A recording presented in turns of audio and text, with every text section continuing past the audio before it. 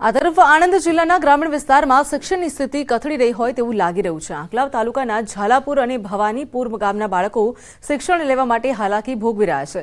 ઝાલાપુરની પ્રાથમિક શાળામાં બાળ વિદ્યાર્થીઓ ખુલ્લામાં ભણવા મજબૂર બન્યા છે, કારણ કે શાળાના ઓરડાઓ જર્જરિત હાલતમાં છે, જેની કબૂલાત ખુદ મુખ્ય શિક્ષકે પણ કરી છે।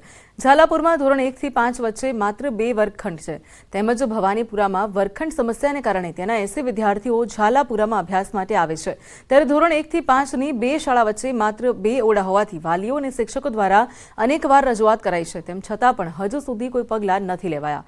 તો આવતીકાલનું ભવિષ્ય જાણે જોખમમાં હોય તેવું અહીં દેખાઈ રહ્યું છે।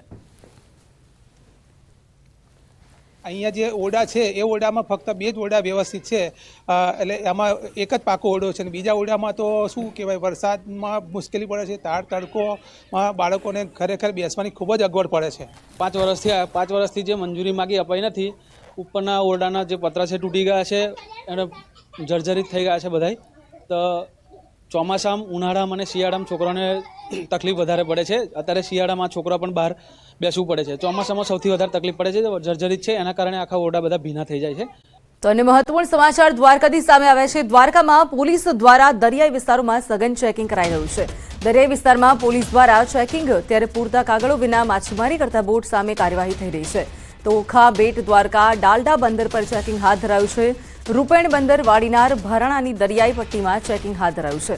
તો આ તરફ 185 બોટ સામે તપાસ થઈ રહી છે, ત્યારે 4 સામે કાર્યવાહી થઈ રહી છે। તો બોટ સંચાલકો સામે પોલીસ ફરિયાદ પણ નોંધાઈ છે। દરિયાઈ વિસ્તારમાં શંકાસ્પદ હિલચાલ જણાય તો જાણ કરવાની સૂચના પણ આપવામાં આવી છે।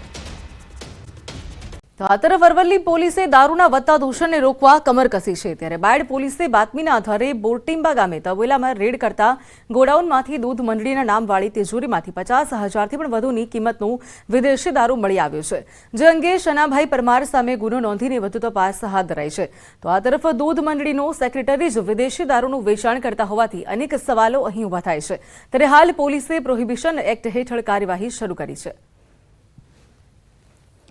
બાયડ પોલીસ સ્ટેશનની હદની અંદર આવેલ બોરટીંબા ગામે પ્રોહિબિશનની બાતમી આધારે રેડ કરવા ગયેલા, જેની અંદર શનાભાઈ નાનાભાઈ પરમાર નામના ઈસમ આ તબેલાની અંદર એમને બોરટીંબા દૂધ ઉત્પાદક સેવા સહકારી મંડળી લિમિટેડ એવું લખેલી એક તિજોરી મૂકેલી હતી। પોલીસે તિજોરી તોડી નાખેલી અને અંદર તપાસ કરતો તિજોરીમાંથી 23 નંગ વિદેશી અલગ અલગ બ્રાન્ડની દારૂની બોટલો મળી રહી। બીજી બાજુ વડોદરામાં એલપીજી ગેસ ચોરીનું કૌભાંડ ઝડપાયું છે। ભાણિયારા પાસેથી ઝડપાયું છે સમગ્ર કૌભાંડ। તો એલપીજી ગેસના ટેન્કરમાંથી ચોરીનો નવો નુસ્ખો સામે આવ્યો છે। દહેજથી ઇન્દોર લઈ જવાતા હતા આ ટેન્કરમાંથી ભરાતી હતી બોટલો। તો ટેન્કરમાંથી ગેસ ચોરવાનું કૌભાંડ, 2 ટેન્કર, 1 બોલેરો અને ગેસની બોટલ પકડીને 5.79 લાખના મુદ્દામાલ સાથે 4 લોકોની અટકાયત કરી છે।